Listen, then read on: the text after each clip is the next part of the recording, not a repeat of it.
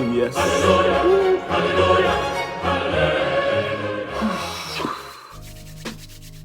Bulls Nation, we have been through a lot these last 2 weeks. Absolutely. We've been through a lot of tough losses, a lot of frustrating performances, and a lot of relapses of bad performances left, right, and center. But thankfully, we can finally say after 2 weeks of watching our team lose, we have broken that 6-game losing streak, and we've done it against a very good team. Although not at their best, they're still one of the best teams in the NBA. So I'm very happy today. And of course, we're going to be talking about the Chicago Bulls, and we're going to be talking about the Brooklyn Nets in this video. Let's do it.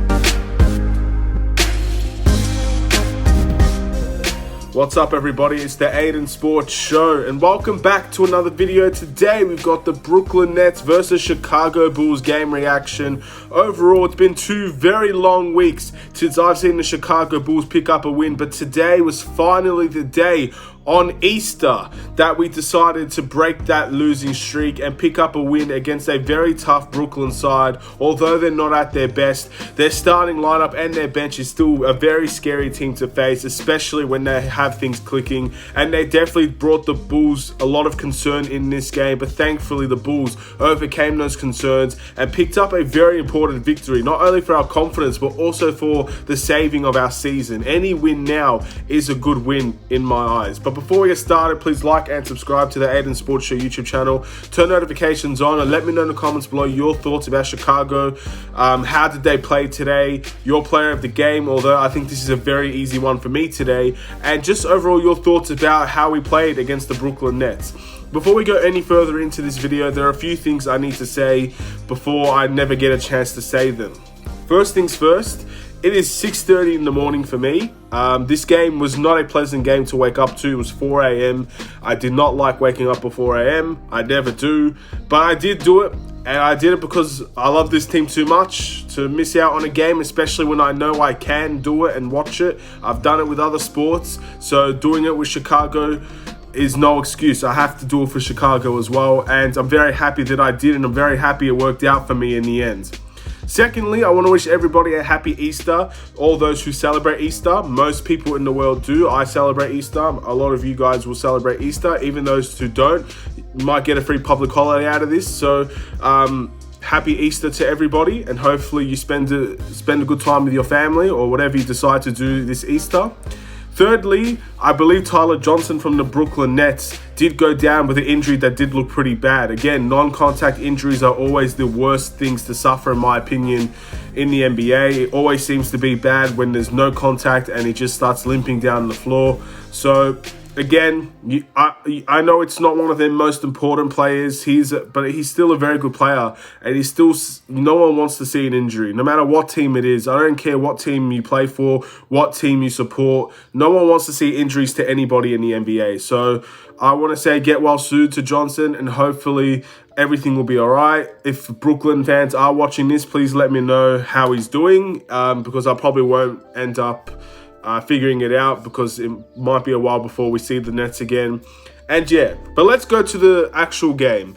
The Chicago Bulls won this game 115-107 all the way around. From the second quarter onwards, the Chicago Bulls were the better team, and thankfully the better team in this game scenario won in today's game. And that is the positive thing to take out of it. When the Bulls play as good as they played today, and again, we don't see them play very well all the time, especially during this tough time, especially against a team that has a 34-18 record.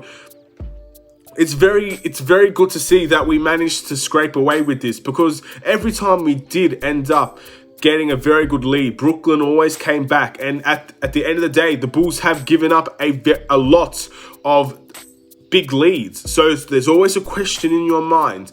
Will they do it again? Will the Chicago Bulls fall again? It always went down from 15 to 7, and on obviously from 7 downwards. And then in the end, the Bulls have to pick it up again. But thankfully, they managed this game very well in the fourth quarter. We played well all the way around, so I feel like there has to be a lot of praise that goes to Chicago's way in today's game. Now, of course, if you're a Brooklyn Nets fan, I don't think you're too worried about losing to Chicago. At the end of the day, I wanted to give you the Brooklyn Nets starting lineup because even without two MVP caliber players, they still had a really good, strong starting lineup. And I even think their bench played very well for them as well. I don't think Brooklyn played badly at all. They had Kyrie Irving. I believe they had Bruce Brown in the starting lineup. They had Joe Harris, Blake Griffin, LaMarcus Aldridge. That is a very, very strong starting lineup in my eyes. It brings, obviously, Kyrie, an elite player, had 24 points and 15 assists today. Can't complain about that. Obviously, Bruce Brown is a solid defensive player. Gave them some good production today. Obviously, LaMarcus Aldridge and Blake Griffin didn't have the best games today. But on paper, especially when they're going to be coming off of that bench, more often than not, there will be bench players for this Brooklyn Nets team in my eyes. That's a very good team still. So the Chicago Bulls should take nothing away from this victory. At the end of the day, we can't be complacent. We can't be, we beat the Brooklyn Nets without their best players. At the end of the day, we don't have the time, we don't have the capability to go and beat the best teams at their very best at this point in time. Any win for the Chicago Bulls needs to be considered a good win. We have to be very focused on winning games. And unfortunately, the Brooklyn Nets were not at their best. We have to beat what's put in front of us. Only Kyrie Irving for today's game in terms of that elite big three. No James Harden. I don't know what happened to James Harden. No Kevin Durant. Kevin Durant's been out for a while, but I really thought today would be the game he came back, which is why I constantly talked about him in every single time I mentioned the Brooklyn Nets. So I really thought he would come back in today's game, but he didn't. And I don't know what's wrong with James Harden. Again, Brooklyn are a very scary team. So I think we kind of dodged a bullet here. But regardless of that, we picked up a very important victory over a 500 team, and we did it with a very good performance all the way around. There are a few positives I'd like to talk about in today's game. I like that we ran. At the end of the day, what's the one thing the Brooklyn Nets did not have in this game? The answer is rim protection. LaMarcus Aldridge was their starting center. There was no rim protection for the Brooklyn Nets. So I like the fact that we got out on the fast break. I like the fact that we cut to the paint. And it made the defense of Brooklyn Nets collapse, which allowed to have open three-pointers, which is why Zach LaVine ended up having a very good game, but only making one three-pointer, and it happened at the end of the game. It allowed Saransky to have a good game because he's finding open cutters. It allowed Vucevic to get into the fray and have his scoring way. At the end of the day, this was a very solid offensive performance from the Chicago Bulls. But what stood out to me a lot was the defense. At the end of the day, the defense is very difficult to guard the Brooklyn Nets, of course, all the way around. With Kevin Durant, without Kevin Durant, with James Harden, without James Harden, as long as Kyrie Irving was on that team, it was going to be very tough to guard the Brooklyn Nets. And it would have happened if there was only James Harden, if there was only Kevin Durant. If you have one of those guys that are playing on that team, it's going to be very hard to stop the Brooklyn Nets. And offensively, the Brooklyn Nets played well, but defensively was their weakness. And I thought the Bulls played a lot better defense in this game than I've seen in quite some time. So I'm very happy with the Bulls' defensive effort today. I'm very happy that we were able to crumble. We were able to push and stop really a paint impact. A lot of their shots had to be from three. But overall, a very solid game from the Chicago Bulls all the way around. I like the balanced scoring. The only real negative I could say, I'm not sure how many turnovers the Bulls had, and I'm not going to check because it is 6:30 in the morning. But we have to make our free throws. There were a lot of missed opportunities from the free throw line. We could have won this game by a lot more. We could have ended this game a lot earlier, but we failed to capitalize from the free throw line. That's the big negative I have for today's game.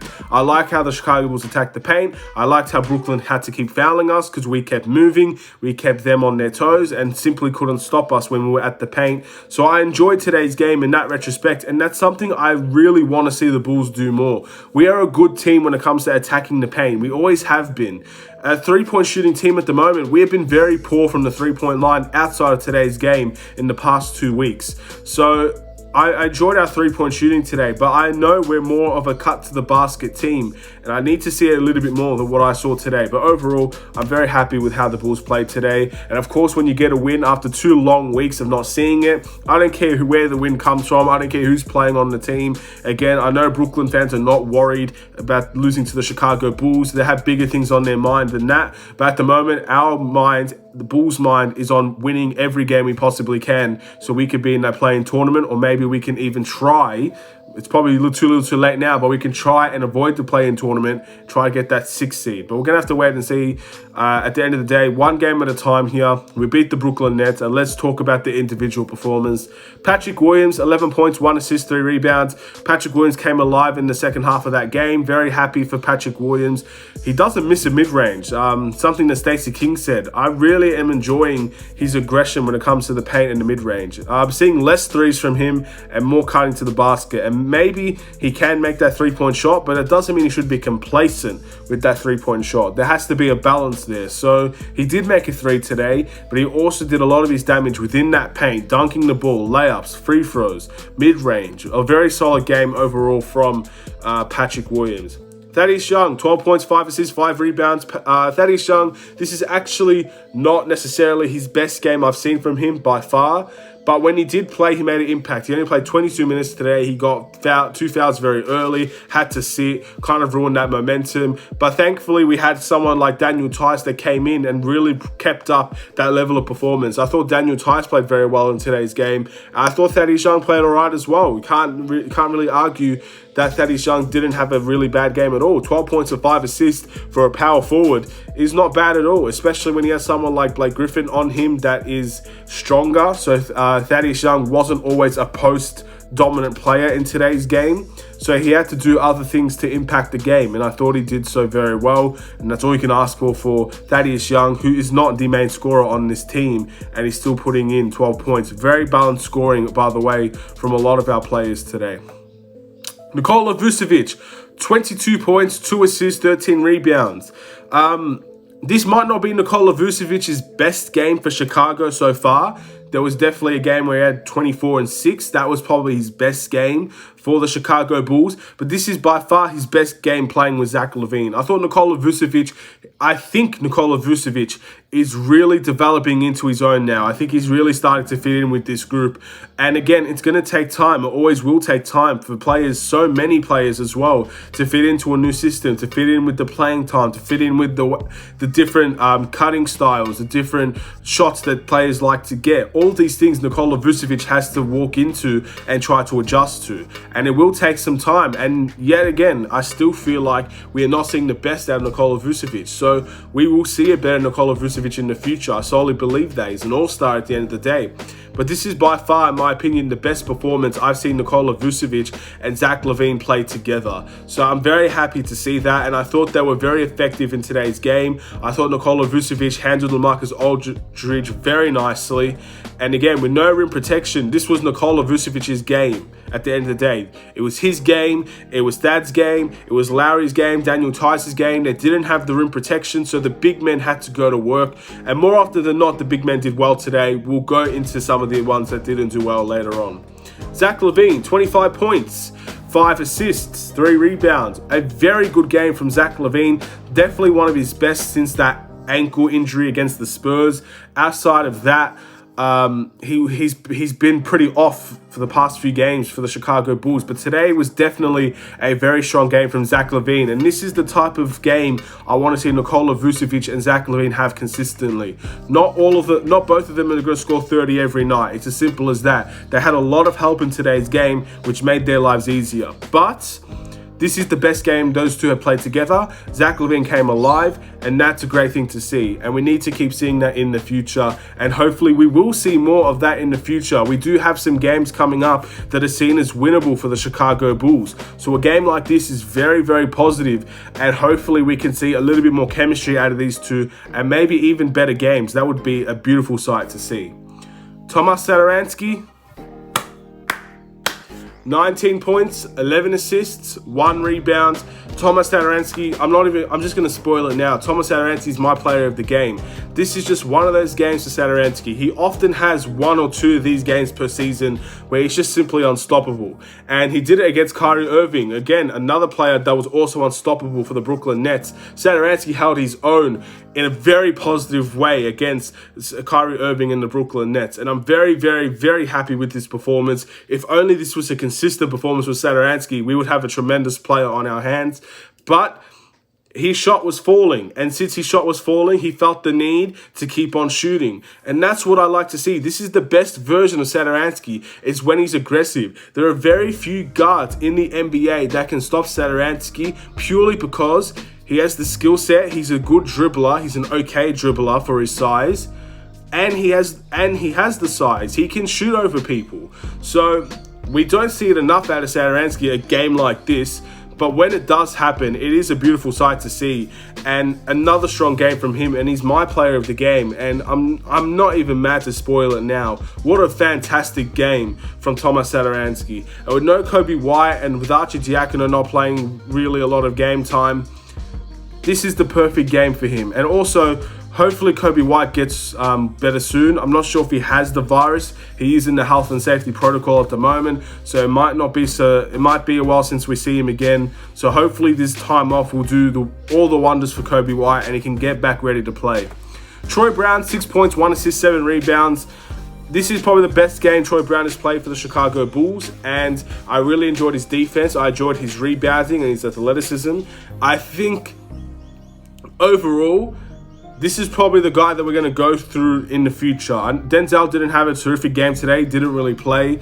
But overall, I think the coaching staff trusts Troy Brown a little bit more than Denzel Valentine. And again, I said this in the last game. As soon as Denzel Valentine has one bad game or he does one bad thing, you're not going to see much minutes from him at all. And I thought that's pretty much how the game went today. One offensive foul for Denzel. You don't see him until the fourth quarter or the third quarter. He plays like 10 minutes or so. So Troy Brown had 28 minutes today, and I think he deserved every single piece of those minutes. So let's see if he can keep that momentum up. I think he can be even better than what he was today. I know he can.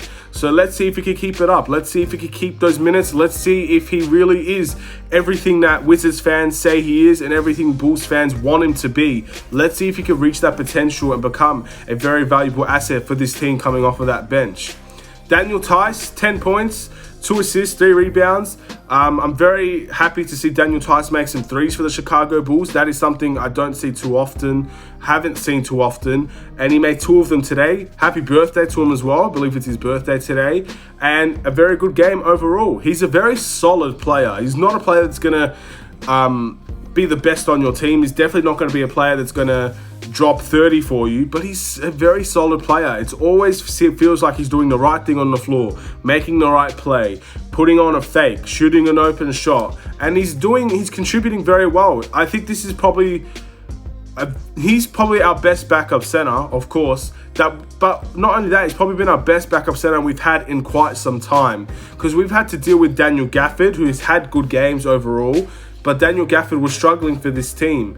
And we had Luke Cornett, didn't really play. Felicio, overpriced, played well at times, but most often than not, played awful. So this is definitely the best backup center that we probably had in quite some time.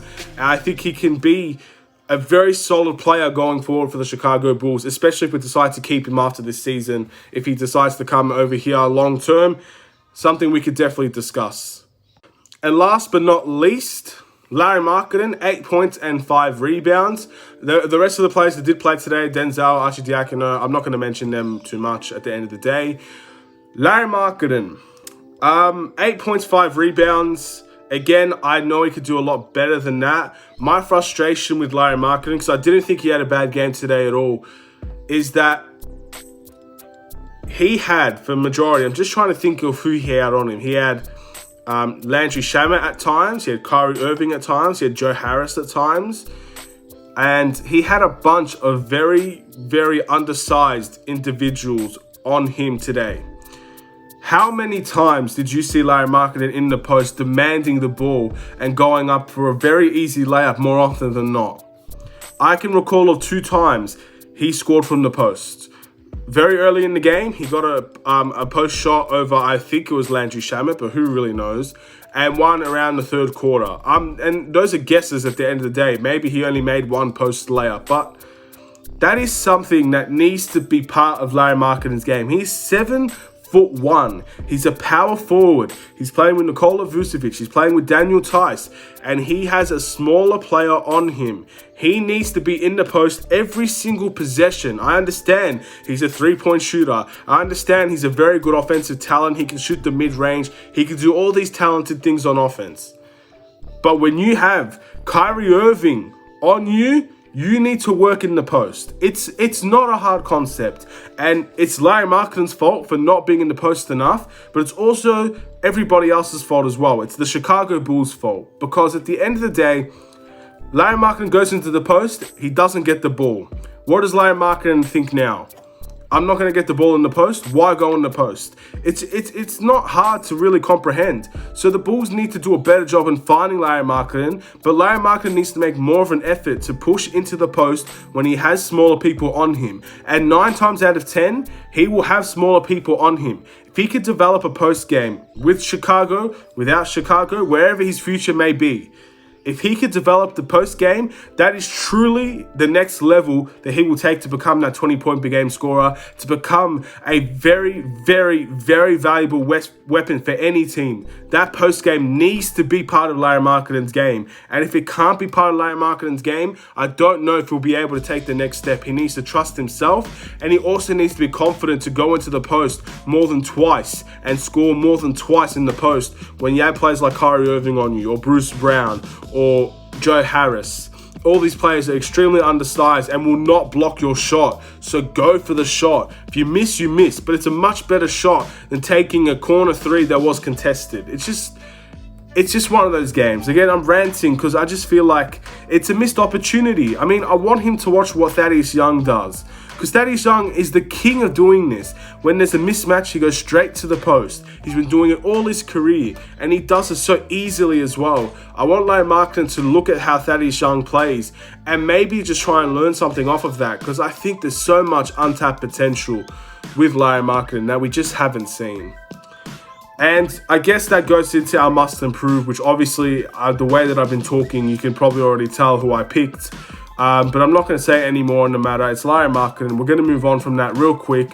The player of the game is Tomas Saransky. Again, I've already ruined that one for you. I'm sorry. Again, it's nearly 7 now in the morning. It's taking quite some time to record this. And we're going to move on from that one as well. Very good game for Saransky. Definitely his best of the season. Career high in points and 11 assists, a double-double. Great game. Larry Markkanen can do a lot better than what he did today. And I wanted to take more advantages of his mismatches in the post. We don't see that enough. The Bulls' record is 20-28. That is a very off record. I mean, considering 2 weeks ago we were only or even 3 weeks ago, we were 1 game away from 500. We're now 8 games away from 500. So a very, very, very bad 3 weeks for the Chicago Bulls. And it's definitely something that it is concerning, but we did make trades mid that entire losing stretch for the Chicago Bulls with very few wins. And I'm kind of banking on them to play a little bit better. They played well today. Most of the new guys played well today. And I feel like we have more opportunities going forward to win in these types of games, win in these types of scenarios. And I hope the Bulls can take advantage of some of the games that they have coming up next. But it is still a very difficult stretch. Just because the games are winnable doesn't mean that the Bulls are going to win them. So let's truly see what the Bulls are all about with these winnable games coming up next. We have a lot of games that are considered winnable for the Chicago Bulls. But let's focus on the next one. The next one is against the Indiana Pacers. The Indiana Pacers, we are 1-1 against them. The last game that we played, we won in overtime, which was our first overtime victory of the season. I don't think we've won another overtime game. This is a completely different team since the last time we versed them. Hopefully the Bulls have a little bit more offensive firepower to them, and hopefully they'll find a way to stop whoever they have on their team. I believe Sabonis should be playing, Miles Turner. Obviously, Karis LeVert is someone that not recently, but he did return for the Pacers. Again, I don't know what team they're going to bring out, but they're still a very tough team, and they have been for so many years now. So we cannot take that one for granted. But I do think the Bulls can come out and win that game.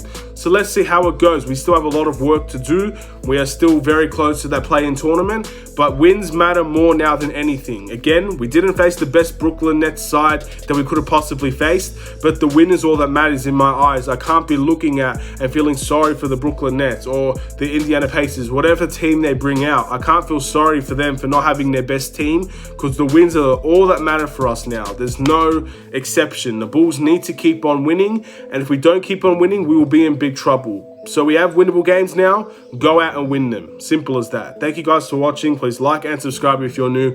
Have a wonderful and safe day. I'll see you in another Chicago Bulls video. Time to get some sleep.